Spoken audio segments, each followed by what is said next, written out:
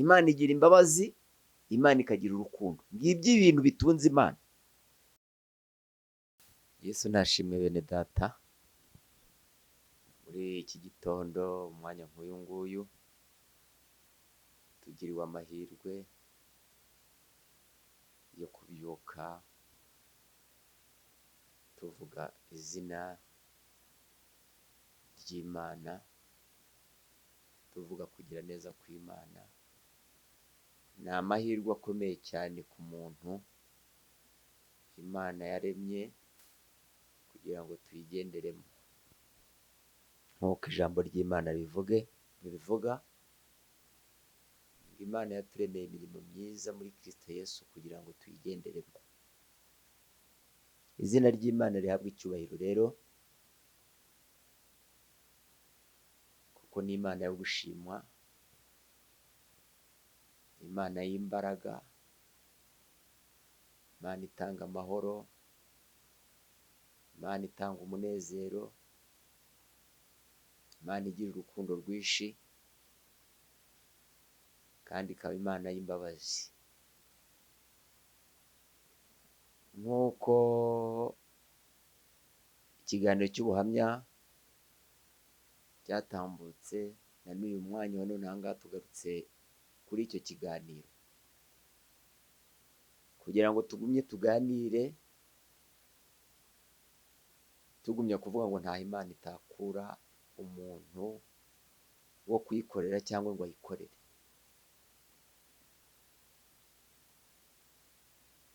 Turacyari muri cya cyiciro cya mbere cy'aho twabaga, cy'ibyo twabagamo, aho Imana igikura umuntu ikamuvana ikuzimu ikamushyira ibuzima, ikavana umuntu mu rwobo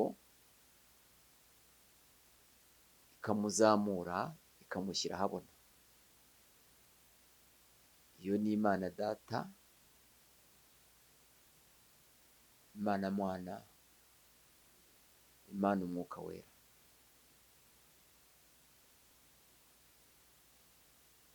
Turanezerwa rero tukagubwa neza iyo umuntu yamaze kubimenya, iyo umuntu yamaze gusobanukirwa. Nta wundi ujya udusobanurira rero usibye Imana yonyine yatwoherereje umwana wayo Yesu Kristo,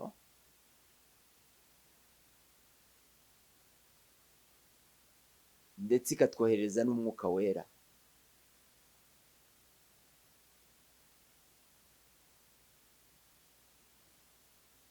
Niyo mpamvu rero muri iki gitondo mu mwanya nk'uyu nguyu ngikomeje ikiganiro cyo gutanga ubuhamya, ngahamiriza abantu bose, ngahamiriza uwo ari we wese kugira ngo amenye urukundo rw'Imana. Urukundo rw'Imana ntirugereranywa. Urukundo rw'Imana ntabwo rujya rugira umupaka. Urukundo rw'Imana nta kindi rushingiraho, rushingira yuko yaremye umuntu ikamurema mu ishusho yayo. Mureke rero mbere ya byose, mbere yo kugira ngo tugumye twumve ubu buhamya, tubanze dusenge.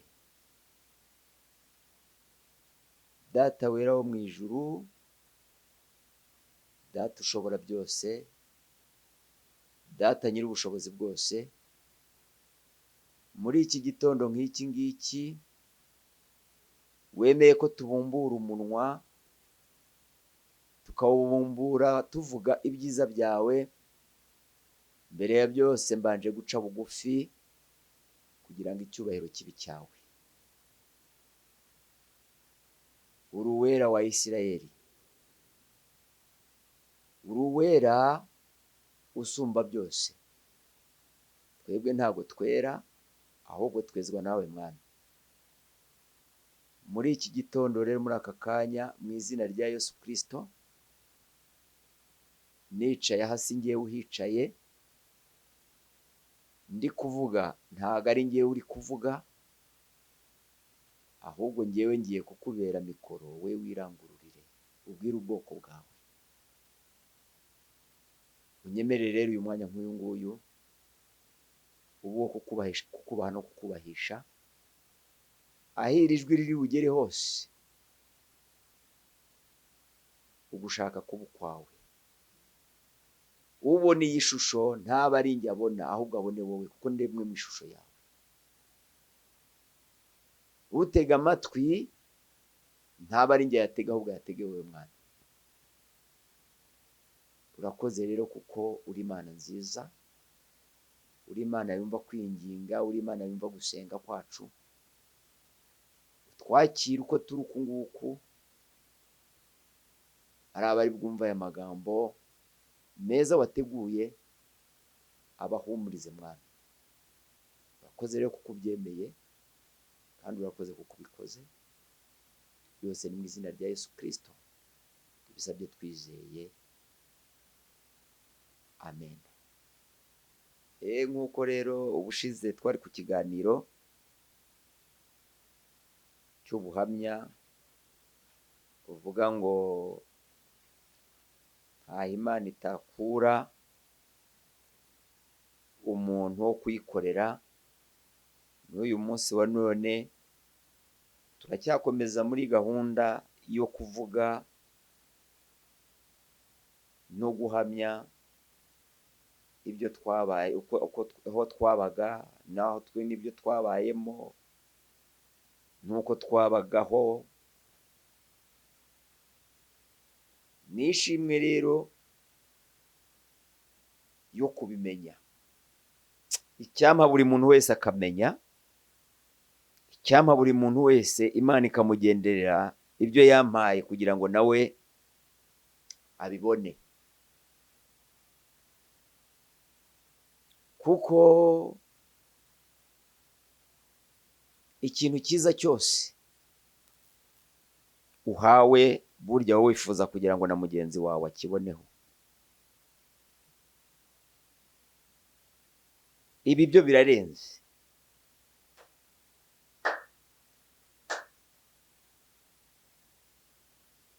Mu cyifuzo cyanjye buri munsi mba ndi kubwira Imana, nkayibwira nti Imana, aho wankuye wahakura n'abandi. Hari benshi batarakumenya, hari benshi bataragusobanukirwa. Ntabwo ndi butinde rero muri ubu buhamya dufata iminota mikeya, twongere tubanze turebe ngo ese ubushize ibyo twaganiyeho bikeya twibukiranye mu magambo makeya. Buri Imana yacu igikora iby'abantu twe tutatekereza, igikora iby'abantu tutabona ngo tubirebeshe amaso yacu. Ariko ntabwo narenganya buri muntu wese, kubera ko nanjye nibyo nabagamo, nibyo niberagamo, nibyo natekererezagamo. Buriya ijambo ry'Imana rijya rimbwira neza ngo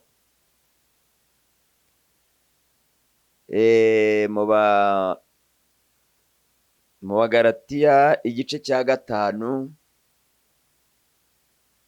umurongo wa 19 kugera wa 21, ariko kubisobanukirwa nuko Imana iba yabikweretse kugira ngo ubibwire abantu ngo dore imirimo ya kamere iragaragara niyi. Ibyo bintu nshaka kubabwira rero, imirimo ya kamere ijya ituzingitiranya, ikagenda ikareka twubamaho, ntitubashe kumenya, ntitubashe gusobanukirwa, ntitubashe kuba twari icyo twahindukaho.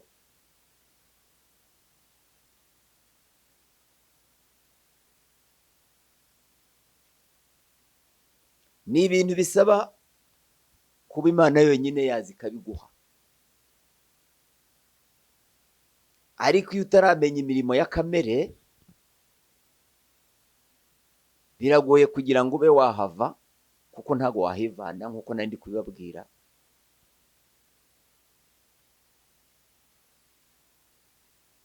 Usibye kukuza Imana ikakubwira ngo mwana wanjye, dore aho wari warayobeye, dore ibyo wari waragiyemo bidafite umumaro, ibi bintu ntabwo ari byiza.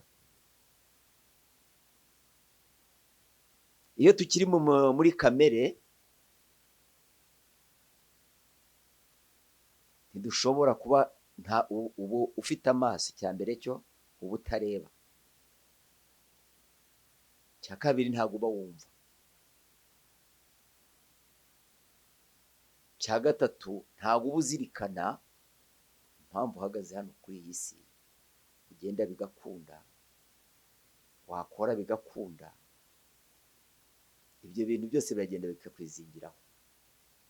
Mu buhamya bwanjye rero bene data, mu buhamya bwanjye mbaha, nari ndi kubabwira ngo mu Bagalatiya igice cyaho cya 5 kuva ku murongo wa 19 kugera ku wa 21, hari amagambo meza atubwira ngo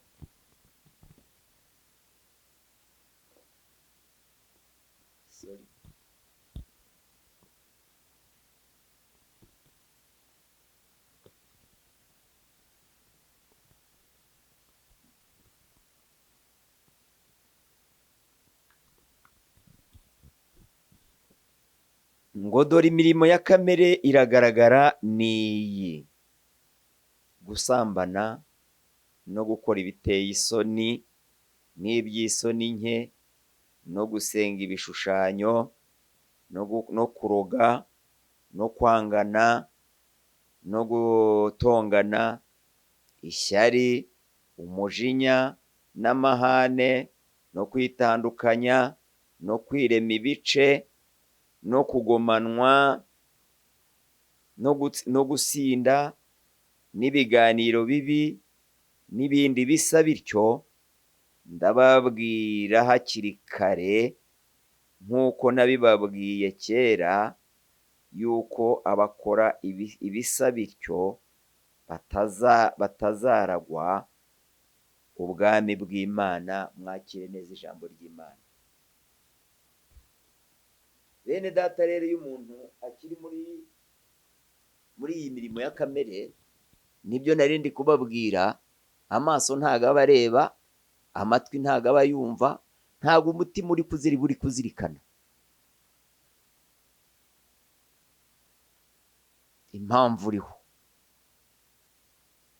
Kuko tubona abantu bagenda, tukabona abandi baravuka, tukabona abandi barabaho neza, tukabona abandi barakora imirimo itandukanye, ariko ntidushobora kuba twareba ngo kuki uriya muntu yavutse, yaturutse hehe? Kuki uriya muntu yapfuye, agiye hehe? Kuki uriya muntu ariho adafite amaguru? Kuki uriya muntu ariho adatareba? Kuki uriya muntu ariho atavuga? Kuki uriya muntu ariho agendera hasi, atabasha kujya ku kazi? Ese abeshejweho n'iki? Akenshi tujya twishyiramo akanyabugabo, tukavuga ngo hari umuntu wagiye kumufasha, hari yagiye ku muhanda arasaba baramuha. Ariko ibyo byose hari nyirabyo. Tujya dukunda kuririmba indirimbo itubwira ngo ni wowe mugenga wanjye Yesu, wandindiye ubugingo nzagusingiza. Ntago ndi buve kuri iri jambo, ntago ndi buhahaguruke ngo ngire ahandi njya n'andi magambo agenda yuzuza iri jambo rya kamere. Hari igihe twibera muri kamere zacu, ariko kubera ko nigeze kubabwira ngo nta Imana itakuvana. Imana ni urukundo, kandi Imana ni inyembabazi. Imana ifite ibintu bibiri biruta ibindi byose. Imana igira imbabazi, Imana ikagira urukundo. Ngibyo ibintu bitunze Imana. Nguko gukomera kw'Imana. Kubera ko ari umutunzi w'imbabazi, ikaba igira urukundo, ibyo bintu nibyo by'ingenzi bigize Imana. Ubyange ubyemere. Imbabazi z'Imana, urasambana ikakureka, uriba ikakureka, uratukana ikakureka, ariko kubera urukundo rwayo igihe kikagera ikaza ikakubwira ngo mwana wanjye ndagukunda, itirengagije ibyo ukora, itirengagije ibyo nkora, ariko ikakubwira ngo ndagukunda, ngwino ube iruhande rwanjye. Iguhamagara itakubwiye ngo zana ibi n'ibi n'ibi n'ibi n'ibi, wize amashuri angahe, ufite imitungo ingana iki, ufite amafaranga angana iki, ufite imiryango ikomeye ingana iki. Icyo kintu Imana ntabwo ikikirebaho bene data. Ikirebaho gusa irareba ngo uriya muntu ndamukunda. Icyo nicyo nababwiye ngo icya mbere ni imbabazi, icya kabiri ni urukundo. Icyampa buri muntu wese akamenya ibyo bintu bibiri Imana yifitemo by'ingenzi Imana ihagazeho.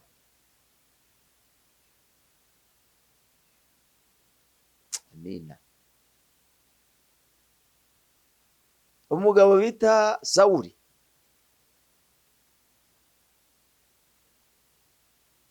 yarenganyaga ubwoko bw'Imana, yarenganyaga abakristo bakurikiye Yesu, abigishwa ba Yesu. Ariko amaze gusobanukirwa, hari amagambo yavuze, reka nayo nyababwire. Turareba muri Timoteyo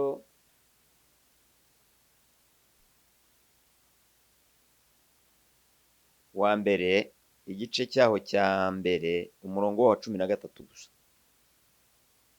Timoteyo wa mbere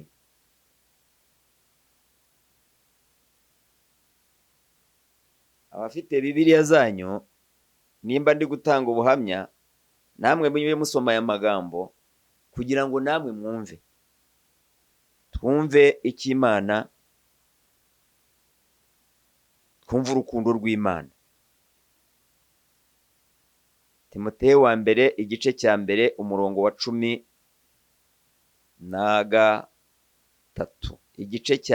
Timoteyo wa mbere igice cya mbere umurongo wa 13.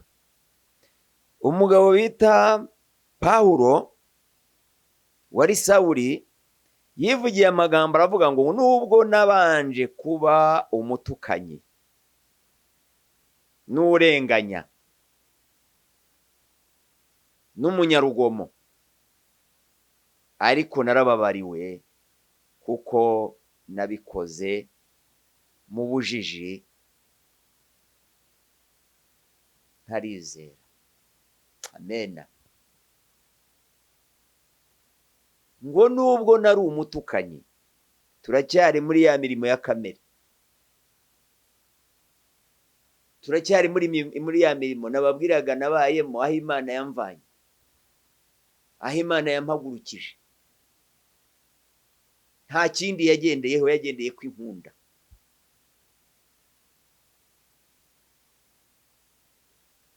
Mu minsi, uko iminsi izagenda iza, dushobojwe n'Imana kugera muri uwo mwanya, kuko umwanya mfite ni uyu munsi.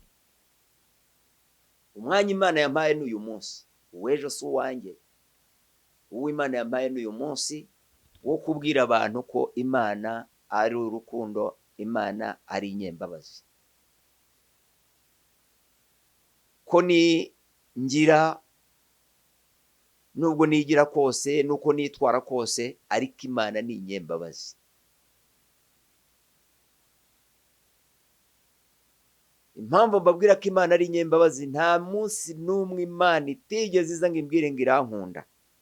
Ariko njye nagiye nica amatwi, nagiye nyamfunga amaso, nagiye umutima wanjye nkava hari ibindi ndarikiye, ariko bya bindi nararikiraga ni ya mirimo ya kamere.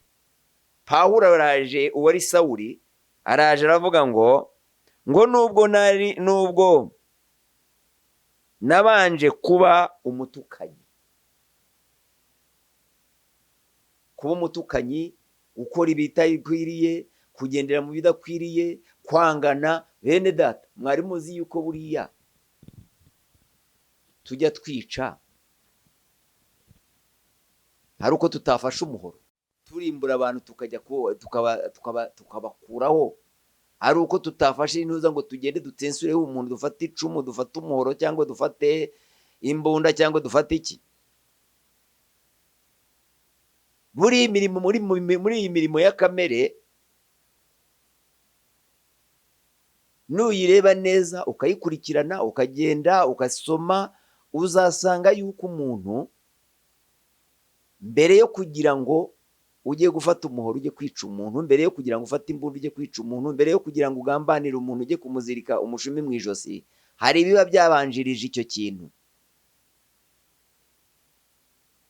Ibibanziriza icyo kintu ni uko ubanza kubishyira mu mutima wawe.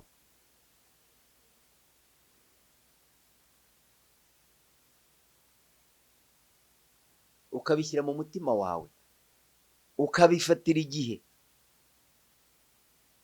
Buriya ujya kwica umuntu ari uko wabanje kugira gute, wabanje kumwica mbere na mbere. Buriya ibindi ujya gukora ubikora uri gukora iki? Ubikora uri gusohoza icyo wagambiriye.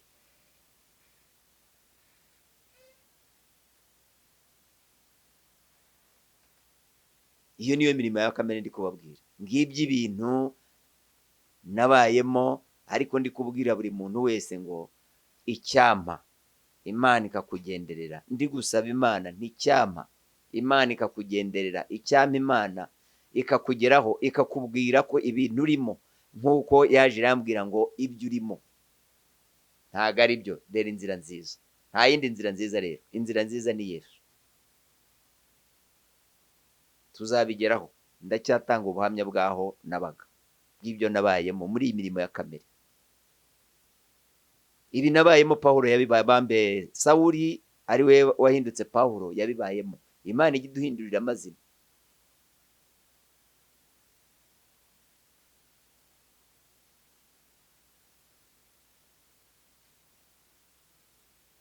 Uwari musambanyi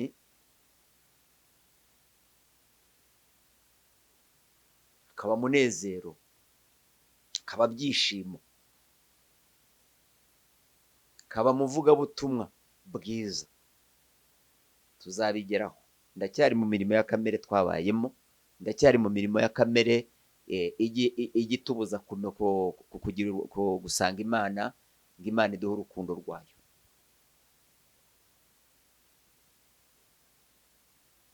Ndacyari kubwira abantu imirimo ya kamere.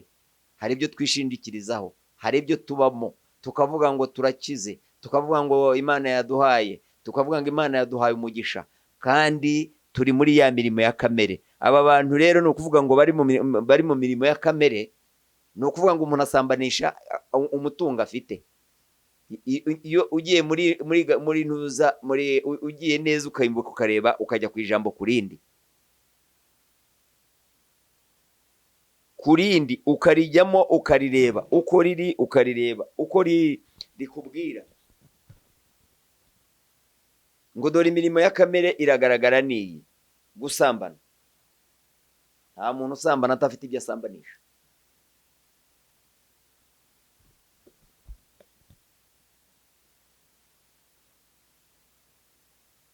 Nta muntu ukora ibiteye isoni n'iby'isoni nke adafite icyo abikoresha. Ibyo byose rero bene data,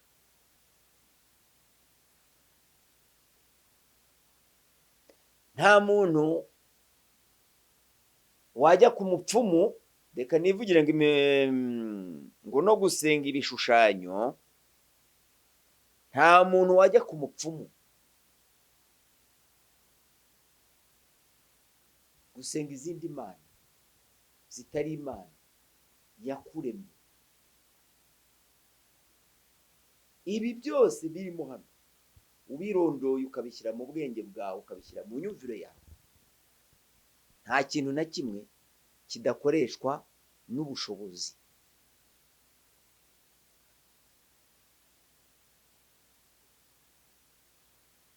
Uyu mugabo Pawulo rero ajya anyigisha ibintu byinshi cyane, kuko umuhamagaro wa Pawulo niwo muhamagaro wa mugemana.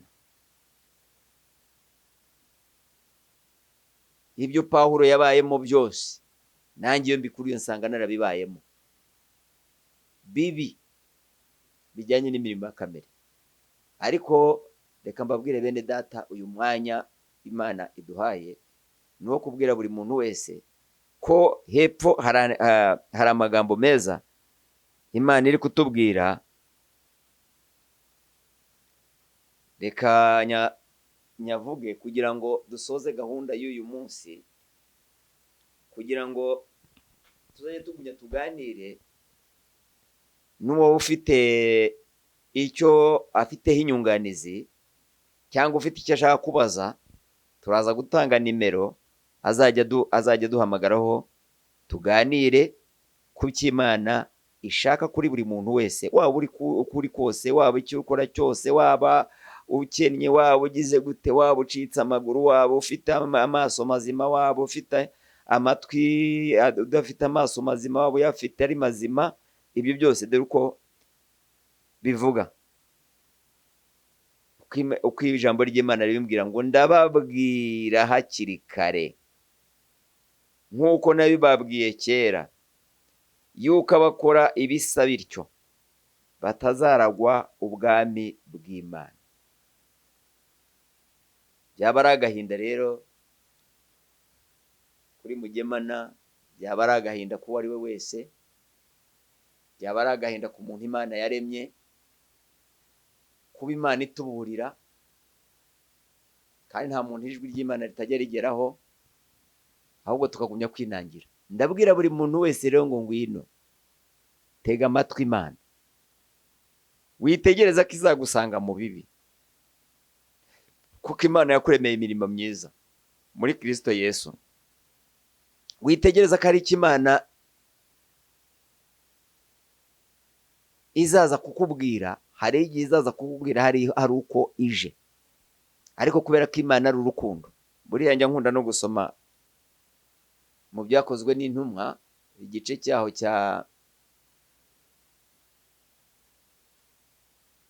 ngira ngo ni mu Byakozwe n'Intumwa, inkuru y'umugabo.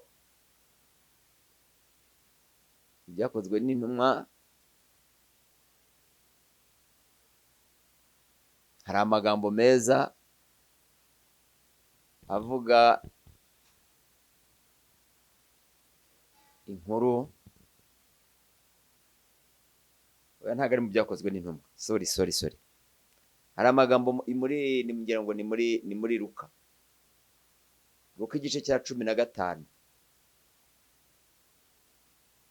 inkuru y'umwana w'ikirara. Tuzahavuga naho tuzahashaka tuhasome, ariko uyu mwanya ntabwo ari icyo nshaka kuvuga ko cyane, ariko nabwo umuntu yahavugaho uburyo tujya turaragira tugapfusha ubusa, tukaya, twamara kwaya tukifuza kujya kurya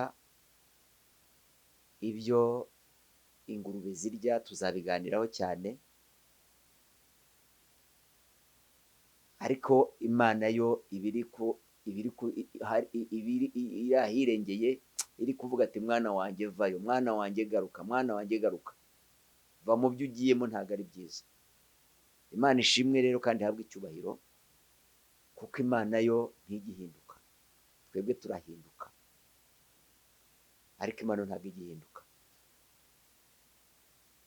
Abumvise rero uyu mwanya bakwiriye kuva mu byo bari barimo, kuva mu byo bakoraga, bakegera Imana. Uyu mwanya amarembo y'Imana aruguruye. Amarembo y'Imana ni Yesu.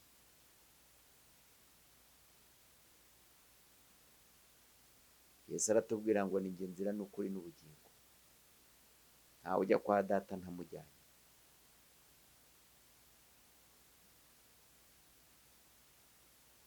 Ibintu bigize uyu mwanya inzira ya Yesu ni ukubura umunyakuri,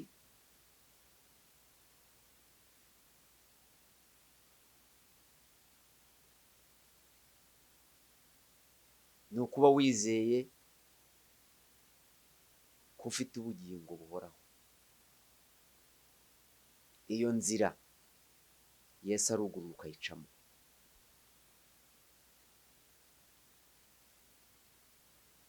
Uwumva ashaka kugira ngo tujyane ni muri iyo nzira ya Yesu, nk'uko nanjye yayinyoboyemo. Amarembo aruguruye, Yesu niwe nzira n'ukuri n'ubugingo. Ni inzira, ukuri, akaba n'ubugingo. Ugezeyo rero aranezerwa, agahabwa ubugingo buhoraho, akarya ibiryo bizamuheshaho igihe cyose, akibera mu kuri, yamaze gutambuka mu nzira nziza. Nta yindi nzira tujya tubona, nta handi hantu tujya tubonera amahoro, ni muri Yesu Kristo wenyine. Mu myaka myinshi nabayemo, mu bihe nabayemo, mbabwira byo muri ya mirimo ya kamere, ni myinshi cyane, igera muri 38, ariko sinari nigeze nezerwa n'umunsi n'umwe. Ariko muri iyi myaka 10 mfite umunezero, naba ntariye mfite umunezero, naba ntariye. Ibyo byose tuzabivugaho, ariko mbanze ndibihera ubuhamya bw'imirimo ya kamere, ibyo nabagamo, ari byo namwe murimo. Hari ibyo twishingikirijaho ariko by'imirimo ya kamere, tukavuga ko turi gufasha, tukavuga ko tuzi kugira neza, tukavuga ko tuzi gukora turi ibitangaza. Ariko icyo Imana idushakaho ni uko tuyimenya, tukamenya urukundo rwayo, tukamenya imbabazi zayo. Ndashoje rero, uwumva ashaka kugira ngo yakire imbabazi z'Imana, ni karibu kwa Yesu. Iyo wamaze kwigira mu gituza cya Yesu, imbabazi waba wazibonye. Ubutaha tuzagira umwanya wo kwatura. Icyo narindi kubabwira uyu munsi, n'icyo ngamije kubabwira uyu munsi, ni ukubaha ubuhamya bwaho narindi. Ariko umuntu mbibutse ijambo ry'Imana twahagaze ku ijambo riri mu Bagalatiya igice cya 5, umurongo wa 19 kugera kwa 21. Duhagararane ku rindi riri muri Timoteyo wa mbere igice cyaho cya mbere, umurongo wa 13.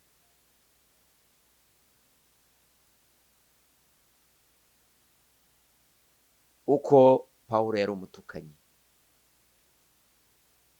uko yari umutukanyi, nanjye nari umutukanyi, nawe ubivuyemo wazajya utanga ubu buhamya.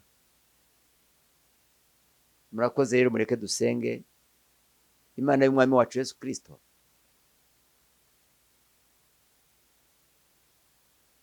iduha amaso areba, iduha amatwi yumva, iduhe n'umutima wo kuzirikana ibyayo. Mbisabye nizeye mu izina ry'umwami wacu Yesu Kristo. Dusenge. Mwami Yesu, rero ndagushimye kubw'uyu mwanya. Njya nkunda kuririmba, nkanezerwa, nkavuga ngo aho wankuye. Iyo ndi muri uwo mwanya numva nezerewe. Nibuka aho wankuye, nkumva ari ahantu, nkabona ari ahantu habi cyane. Niyo mpamvu ntazahwema n'umunsi n'umwe kuguhamiriza, haba mu iteraniro ry'abantu benshi, yaba ari mu iteraniro ry'abantu bakeya. Aho nzajya ndi hose nzajya nguhamiriza Yesu, nzajya mpamya ugukomera kwawe. Mwami rero, ugumye ubane na buri muntu wese uri bwumve ubu buhamya, uri bumve iri jambo, yumve ko ari wowe uri kuburira buri wese kugira ngo ave mu byo yari arimo, mu mirimo ya kamere, ave mu bidafite umumaro, aze mu bifite umumaro. Ibifite umumaro ni ibyawe. Watubwiye mu ijambo ryawe ryiza cyane ngo dore imirimo bambira, mu ijambo ryawe ryiza cyane ngo Yesu niwe nzira n'ukuri n'ubugingo. Iyo uvuye mu mirimo ya kamere, ubona iyo nzira ukuntu ari nziza, ubona ukuri ukuntu ari kwiza, ukibonera ubugingo buhoraho, kandi byose tubibonera ubuntu. Ariko uwatwitangiye we yamennye igiciro gikomeye cyane, yatanze ubugingo bwe. Gumye dukomeze mu rukundo rwawe rero, kandi udugumye uduhumurize, kandi ugumye utumurikire. Byose ni mu izina rya Yesu Kristo mbisabye nizeye, amen.